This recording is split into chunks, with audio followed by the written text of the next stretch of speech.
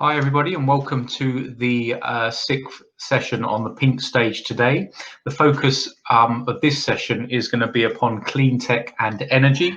We're very lucky to welcome Adrian Kondrat from the Plugin Foundation as one of our judges, as well as Daniel Maxim from PGE Nova Energy. So I'm going to add you guys to the stream now.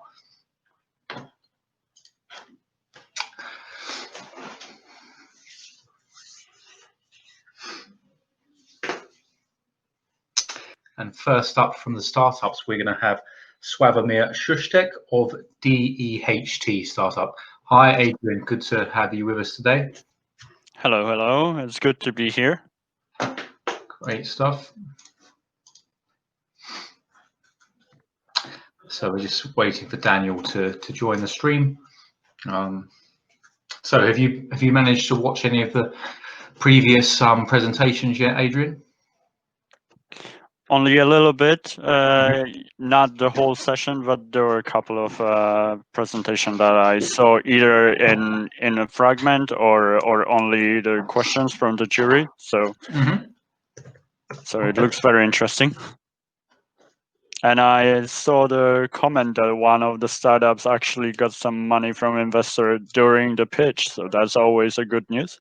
It was actually one of the judges. So the judge was Pavel Vilgus. He was so impressed by the pitch that he basically said, "Look, how much have you got left in your round? I would love to be involved." So, okay, so I can see that we're waiting for Sławomir to join. I'm going to go ahead. Sorry, yeah, I'm going to go ahead and add Sławomir to the stream, and we can start off. We're just waiting for Daniel Maxim to join as a judge. Hello. Hello, Good afternoon, gentlemen. Can you hear me? Yep, perfectly. Hello, can you hear me? Okay, so the time is running, so I would really go straight to our presentation. Just a second. Yeah, if you can share your screen and we can start the presentation. I'm trying to share. I click the button, but I'm not sure what's going on, actually. So yeah, you need to first click on the symbol and then choose the... I did click already. And I got the message, share your screen, and a couple of options. Wow, I would like to actually share the whole screen, entire screen, but apparently it doesn't work. Can you see my screen? No, not yet. Okay, Sławomir, I'm going to take you off then, and I'm going to bring on Adam Feldman, who whilst we find out what the issue is with your screen. Okay, so Adam Feldman represents Crispify. Hi, Adam. Hi. Hi. Yep, good to have you with us. So if you'd like to go ahead and share your screen, and we can begin. Perfect. Great stuff. Yep, perfectly. So I'll start the 3-minute countdown now. Okay, perfect. So hello everyone, I'm Adam Feldman from Crispify. I'm the CEO and co-founder. Just a second. Okay. So at Crispify, we develop an all-in-one air quality system for private and mobility as a service vehicle. First, a little bit about the team. So I'm the CEO, coming from the automotive industry. Yoad Langer, our CTO, coming from Intel, a senior engineer there, and Ori Koren, our COO, comes from a previous startup where he served as COO. First, the first problem that we tackled is the air quality issue in the mobility world. People spend more and more time in heavy traffic. The most polluted place in the US, also in Europe, and basically in every country where you have good air quality, it's always the worst place is always the highways, where you have a lot of cars with a high level of pollution. And the main problem is most of this pollution is entering into the cabin of the car and doesn't get out. And you don't see a lot of solution today in the market except from a solution from Tesla. And but if you look at the home and office market, you already see that it's a $5 billion market, very diverse with a lot of different solutions for monitoring and filtration. But the other issue that we are now tackling is not only air quality in terms of pollution, but also air quality in terms of the user experience. So we now have a customer, Zipcar, and the Avis Group. The number one complaint in Zipcar is bad odor. So they get 3,000 complaints every month regarding bad odor, and most of the time, 90+% of this time, it's because of smoking. A user smoking in the car and then return it, and then the next user suffer from bad odors. So they get cancellation, refunds, credits, lower customer satisfaction score, and they also can't put a fine on the smoker because they don't have a proof for that. The loss of income from them is around $3 million because of this, and they have also operation expense of $1 million, and the low NPS and customer satisfaction score it's a damage of around $15 million from their calculation. We give them Crispify system. It costs $1.5 million for the whole fleet per year, and we give them a 12x ROI per year with our system. So what we are doing, and we have also future direction from other industries. So just to give you a glimpse of what we are doing, we have basically like an IoT device. You plug it into the car battery and install it in the rear view mirror in the car. And we give them air quality monitoring and real-time smoking alerts. We know when you light up the cigarette, when you finish it, and then it's just bad odor. And we give the data to the fleet managers in Zipcar through a dashboard, an online dashboard, and also through an API. So every customer that already have a dashboard can use our API and to integrate the data. Okay, Adam, I need to cut you short there because that was your time up. So yeah, I can't see the clock. Yeah, that's the problem. Okay. Okay, we'll go to the judges for Q&As.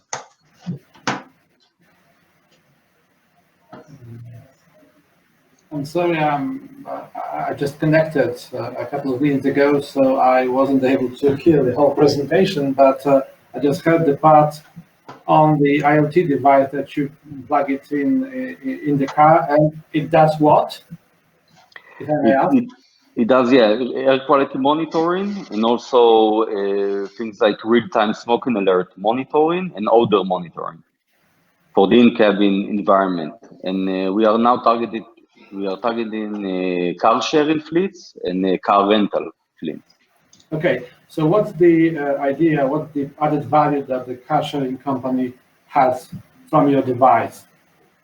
So today, just to give an example, Zipcar has 16,000 cars globally, and they have 3,000 complaints every month about bad odors in the cabin. Okay. This is a $19 million damage a year for them, and we give them a solution for $1.5 million. So it's a great ROI for them. Okay. So it detects odor smoke that is made by the root client, that is not abiding to the rules of driving a licensed car, as I understand. If I understand the question correctly, but basically we have our own algorithms that know how to detect different kind of harmful gases or pollution. So we know when it's cigarette smoke, when it's just pollution, when it may be a fire that you drove by, things like that. And what is your business model? How you can have money out of that? Is it a monthly rate? Yeah, we charge a monthly fee of $10 per vehicle per month, and we give 20% discount for a yearly subscription. Okay. Are you bootstrapping or developing an investor now? No, we raised. Looking for investor. Yeah, so we raised until today we raised $300,000 from VCs and 300K, 300,000, yeah? Yes. And we are now raising again a second round. We already have a commitment from US VC, and we want to add more investors to the pool. Okay. I want to ask you, because Zipcar has many different cars. There are both like Ford Focus or much bigger cars. Does your solution like can work across all the fleet of their cars, or you're specializing in smaller cars, or how does it work? So yeah, we can work in every car. Basically, it's one system per car up to the size of an SUV. So for a bus, we need more sensors. But yeah, for Zipcar, it's one system for all. Okay, and can you tell us a little bit more about the solutions that are currently in use? Because I assume a lot of automotive companies are having their own solutions to the problem of odors and toxin. Yeah, so there's no really an aftermarket solution like us that know how to give full IoT support with the dashboard and everything. There are solutions for the home and office space from Bosch and other companies. Thank you. Great, and that brings us nicely to a close. Thank you very much, Adam, for your presentation. Next up, we have Nika Siradze from iScoot.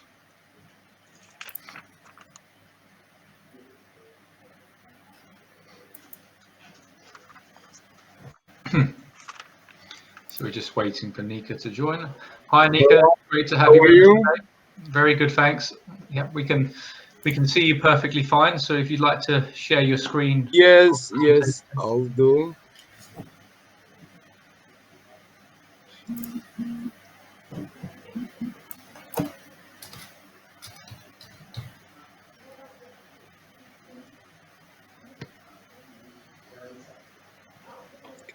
Can you see my presentation? Yeah. Okay, so I'll begin the 3-minute countdown now. Yep. Let's begin.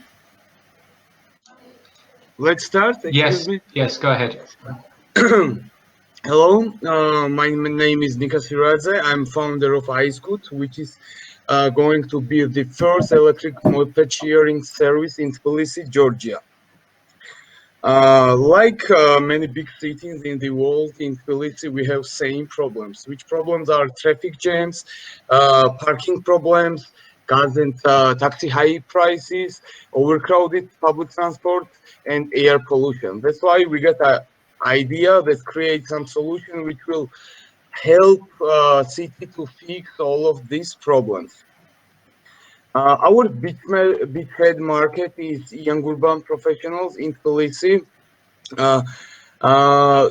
Around the world, scoot shares rides are around 2 million, and market size projected by 2024 it will increase by $22 billion, and this is one of the fast growing business in the world. Our product is very easy mobile application. It's very easy to download.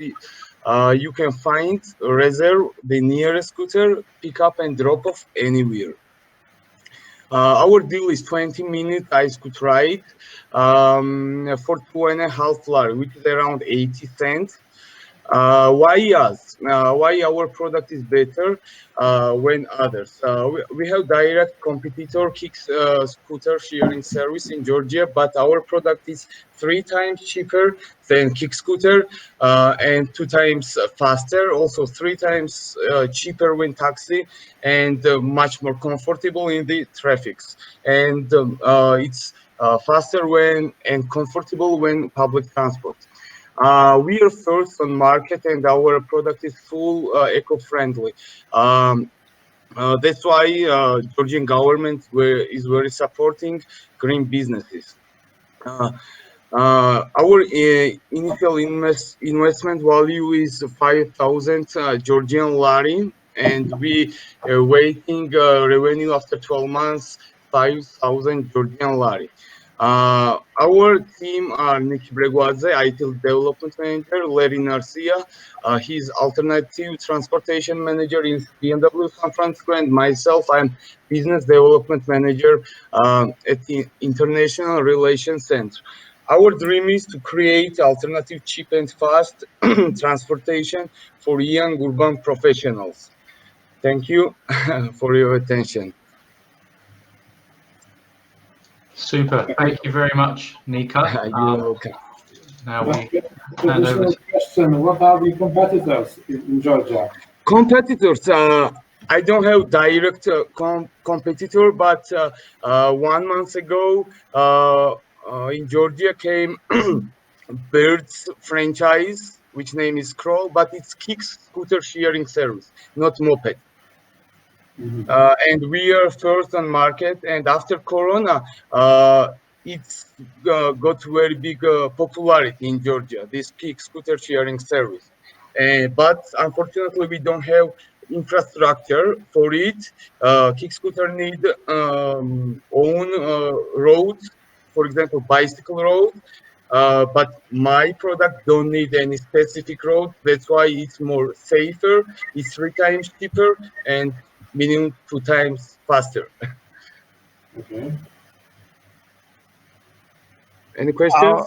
I would like to ask you about legal regulation, because like electric scooters probably don't need any like regulations from the users, but how it is with mopeds? Yeah, it's a very good question. When you download a mobile application and you should to register by your driving license.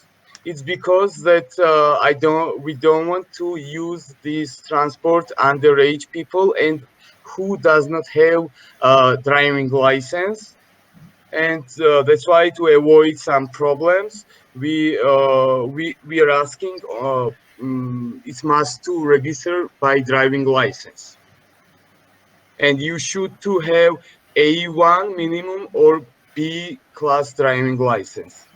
It does not need a driving license, this scooter, because it's under 50 cc. Okay, and I know that Tbilisi is pretty much the only major size in Georgia, comparing to Kutaisi and other bigger cities. How do you see scaling outside of the capital city, or you're for now focusing just on Tbilisi? For now, our first step is to enter in Tbilisi market, because Tbilisi is capital of Georgia and it's a very famous touristic place also. That's why we make decision to start from Tbilisi and increase to Batumi. Second city will be Batumi, if you know, it's seaside city, and we want for sure to develop our business, and we want to go to the region like Armenia, Azerbaijan, and Eastern European countries, because these products is getting very popularity every year. And every year statistic is changing. For example, when 2018 researchers show us that we are weighted around 22 billion market size by 2024, it's changed and it's increased already. Another question. How many mopeds do you have already on the streets? Secondly, how do you fix them if something is broken? Do you have kind of a mobile fixing tools? Yeah, all scooter has insurance. All scooter has GPS, and we thought about it that somebody will broke, somebody will damage. It's happened in another countries like these cases. That's why all scooter will be insured. And how many of them? We are planning to enter market from 100 scooter. It's not very big quantity, but for Tbilisi, it's enough for starting. and for first step. This project already passed acceleration program in Georgia. We have the Business Accelerator Spark, and we won a professional business plan from BDO Georgia. So you have government money to start the business, as I understand? You have government money to start the business. I did not get any fundraising yet. Yep, we are looking, yeah. But the starting fund, the seed fund, comes from the government, as I understand, because this is an acceleration fund. Yeah. Yeah, this acceleration program is a European Union and Tbilisi City Mall mutual project. Okay, thank you, Nika. That draws us to a close. Thank you very much for your presentation. Next up, we're welcoming Laurie Luke from CupLoop. Thank you very much for your attention. Thank you.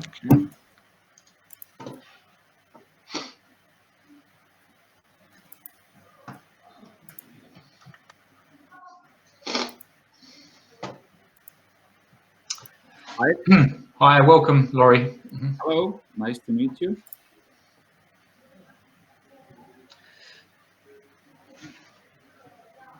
I'll try to now share my screen. Yeah, super. Okay, I need to make it. Do you see it now? Yeah, that's perfect. Okay, I'm ready if you are ready. Okay, I'll start the clock now. Hi, this is CupLoop from Estonia. My name is Lauri. I'm CTO. We have a strong team. Marek is our CEO and Christopher is our product engineer.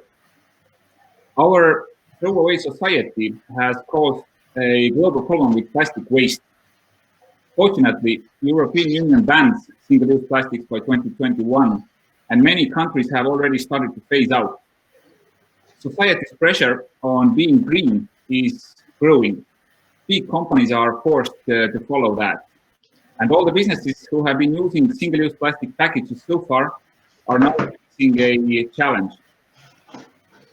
Reusable deposit packages are the best alternative to single-use, and many businesses have already started to use them. For example, FIFA football tournaments. So it's a trend. But how to return reusable packages without having to wait in a long queue, and how to quickly and conveniently refund deposit? Well, CupLoop has a solution. We help companies to switch from single-use plastics to reusable RFID tag packages cost-effectively and conveniently.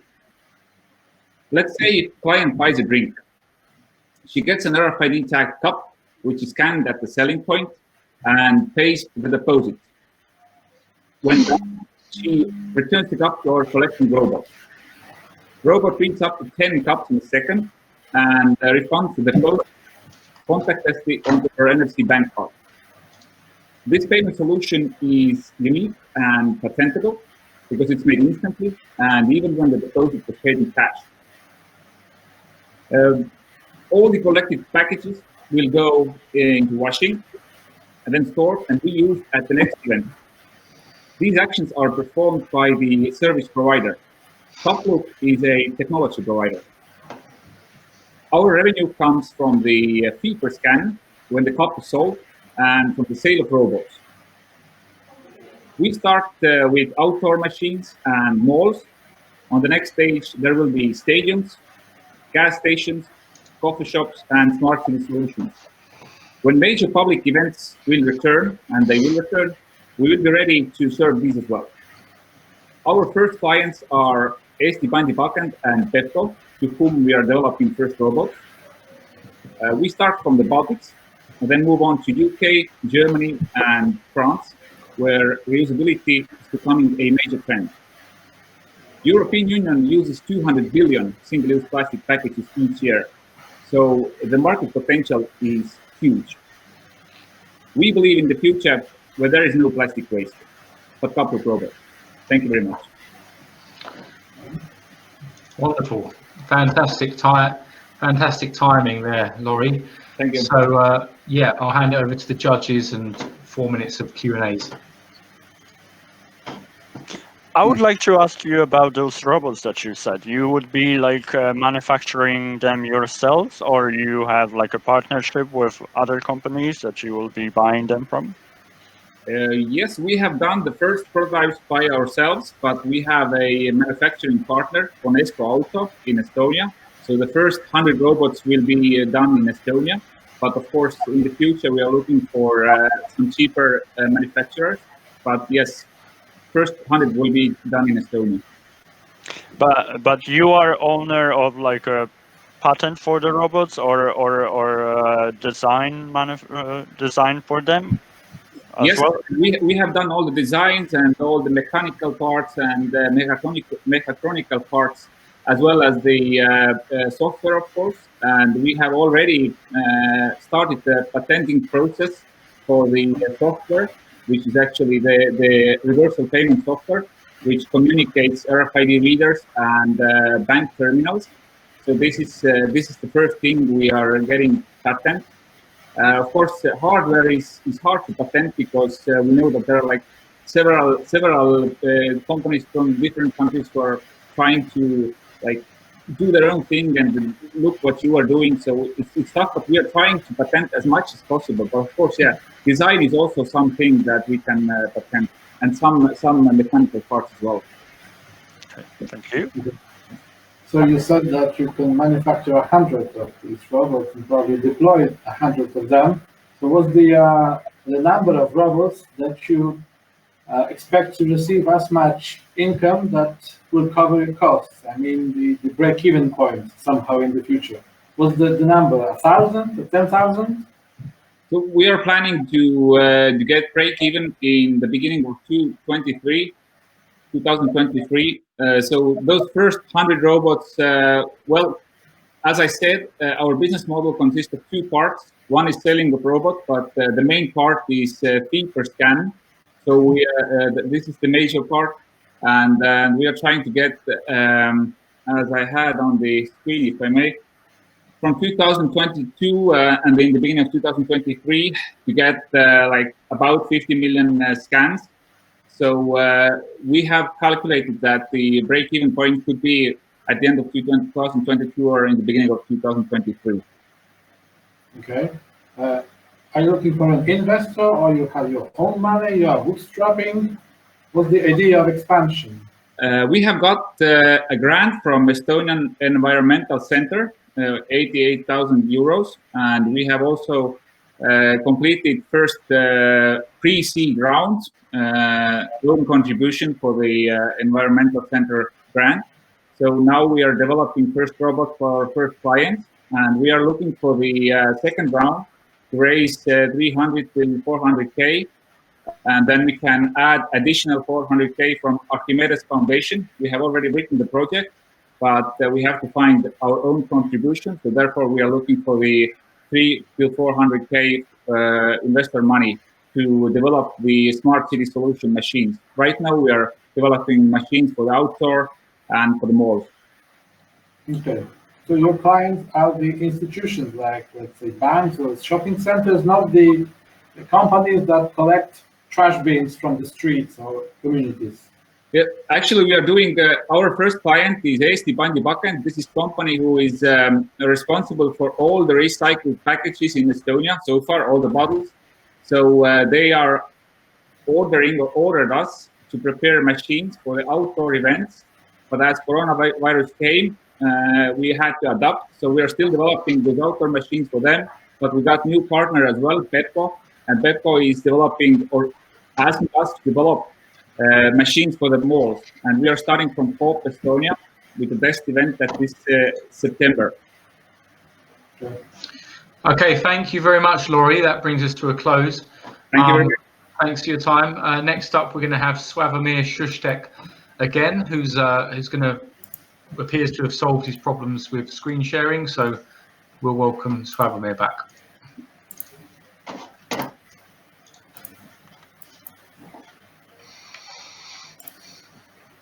Hi Hello, again, gentlemen. Okay, I hope this time works. Okay, so let's try again. I try to share my screen. Well, but looks the same. The screen, probably you can't see my screen. Can you? No, it's so at the bottom of the panel you have a monitor symbol. You simply click on it, then I click the icon. I look, and then you should have options to share the whole screen.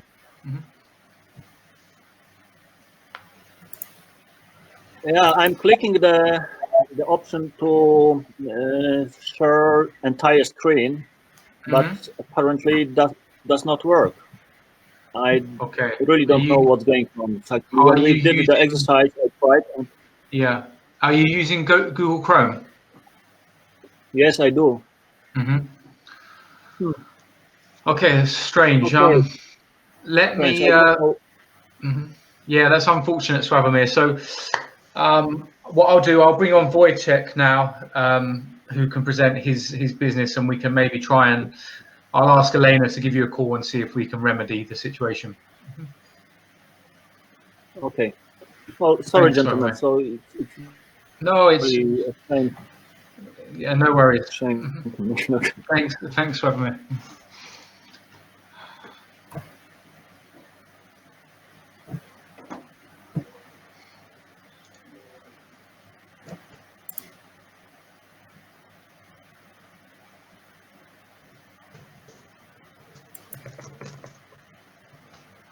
Hello, everyone. Hi, Wojtek. Hello. Hi. Nice to meet you guys. So hopefully I will manage to share my screen. Okay, let's do it. So could you tell me as well as to Sławomir how to do it, because I was. So you see the monitor symbol at the bottom. Yeah. You click on that. Okay, got it. Yeah. Okay. So I see the window of the application. So should I open it on the cart on the Chrome? So wherever your presentation is, you know, if you've got it open in a Chrome tab, you can share from the tab. Just give me just 1 second, please.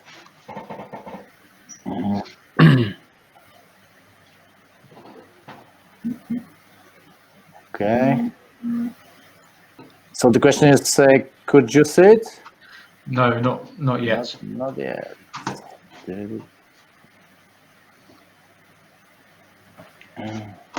Should I drop the presentation and put it to the window? No, you simply click on the button and then choose to share the whole screen or a Chrome tab or application window, and then click on share. Yeah, once again. So let's do it like here. Okay, I guess it's gonna be good now. Okay, perfect. Yeah, is that okay? Yeah, wonderful. So okay, there you go. You got to the beginning. Okay, so I have 3 minutes, right? Yeah, off you go. Okay. So hello everyone, my name is Wojtek. I work for Bini company, which we produce smart waste bins. In the beginning, I'd like to tell you something about recycling, about the problem. There's a big problem in the recycling because only in a few minutes, next few minutes, people all over the world will produce over 10,000 tons of waste. Only 30% of it is recycled, and the rest goes to the oceans, landfills, deserts, and forests, because there is no right infrastructure to segregate the waste. So the problem with proper waste sorting touches every stage of the chain: final customers, facility management companies, and also waste management companies. Our solution is to easily saying like segregating the waste automatically. So this is the way that we have created Bini, the device that using AI-based artificial intelligence lets the machine segregate the waste with and recognize the waste with more than 90% of accuracy. So Bini recognizes the type of waste automatically, sources it to the right chamber, compresses it, and also communicates with its users. We also offer customization. So, for example, for every client's needs and requests, we can customize our on the client's machine for the different colors, for the bins inside, for the hands-free version, for the super silent version, and also for the bigger cables, smaller cable, and etc. etc. We also offer at Bini application that lets to control all the process by the customer and to have the better access to the technical diagnostics, to the full and field level control, and also to the statistics. Bini is a perfect solution for all public places where people are in a rush and don't have a time to segregate their waste because, as I said in the beginning, there is no right infrastructure to do it. So we are talking about the offices, rail stations, hospitals, shopping malls, airports, and in our next few years, in our next version, also we're talking about all outdoor places like parks, stadiums, etc. Our business roadmap is in progress. So for now, we have delivered our machines to almost each European Union countries, and we are also about to conquer on next continent. So we are talking about 2020 to go to the Ukraine, Singapore, and also in 2021 we are about to go exhibit the situation with the coronavirus. Let's to the USA, India, Pacific, Asia, and Middle East. In the recent weeks, we used the break or just slowing business to improve our machine to the next version, which is hands-free version featuring automatically opening flap. So basically saying when the user approach hands to the machine, device opens automatically. So this is a perfect response for COVID-19 situation. So just for the end, my call to action word is join the world of Bini, save the planet. Thank you very much. Thanks, Wojtek, and passing over to the judges for 4 minutes of Q&As. Okay, well, I'm rather skeptical about that because what's the idea let's say, if I am a shop owner or let's say an institution and I have to segregate waste, and you are proposing me to put a machine which is much larger than these colored bags for each type of trash. So what's the idea behind? Except for this is a very smart gadget. Okay, this is the real added value would be if I could have let's say a can of trash, let's say plastic or bio waste or let's say glass mixed together, and I could put that into the machine, and the machine does the sorting. But okay. I believe it doesn't do that. Okay, this is objection that we have plenty of times. There's a question that we need to respond. So, okay, so answering from the end of your question, the multi-sorting version will be ready in 2 years because this is like R&D stuff, and we need also the budget to create that kind of version. In the current version that we implemented into the markets, and we are not we are now selling that kind of version. As you mentioned, this is like to put the piece by piece into the throwing flap, and for example, now the machine is not intended to the household. When you would like to put all basket to the device, and it would recognize and sort it by itself. Now this is intended usually for the offices and, for example, for the shopping malls, where people, for example, are passing the corridor just with the with the coffee cup or just the paper. So it is always the problem with people are running, people are in the rush, for example, on the train station, and they carry like 1 or 2 two pieces of waste. So usually in shopping centers, customers doesn't go with the basket, with the whole basket. So this is what we sell now. But as you said, like multi sorting, yeah, we have it on the mind, and in I guess 2 years we'll be ready to implement that kind of version. You were pointing out offices, shopping malls. So, like, can you tell us a little bit more? Because I can see that you're already scaling beyond Poland and you're planning beyond Europe. So, tell me a little bit more how you're approaching those offices, how you're trying to convince people to use your solution. Okay, so our business model is, of course, to work with distributors, and sometimes they are non-exclusive, sometimes they are exclusive. For example, in Poland, we work with non-exclusive distributor, but also we work directly to the facility management companies, which they propose our solution and our product to their tenants, to their clients, and they are convinced that it is like a perfect solution to segregate their waste without wasting time. Thank you. And I could see, like, I disagree a little bit with Daniel, because I could see that it would be very good solution for like a large scale places like football fields or something, when there's like a 20,000-30,000 people and they're like carrying all their waste, and they usually don't look where they will throw it away.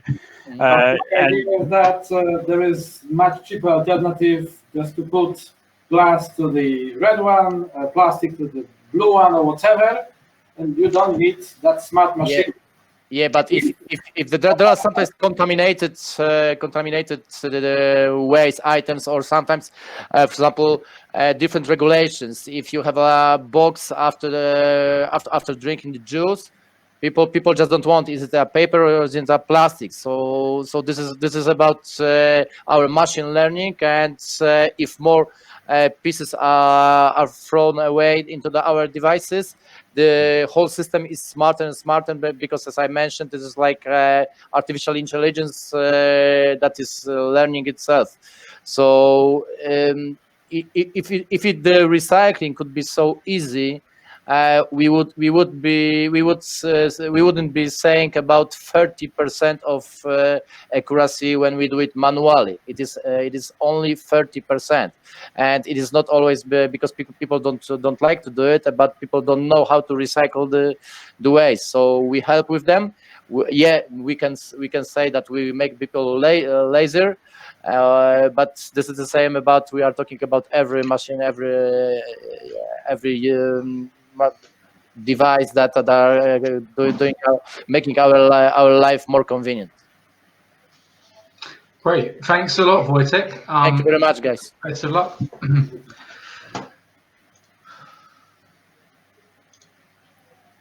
Okay, it's great. So that brings us to the end of the of this session. Thank you, Daniel and Adrian. Have you got any insights you'd like to share with the audience, or anything to?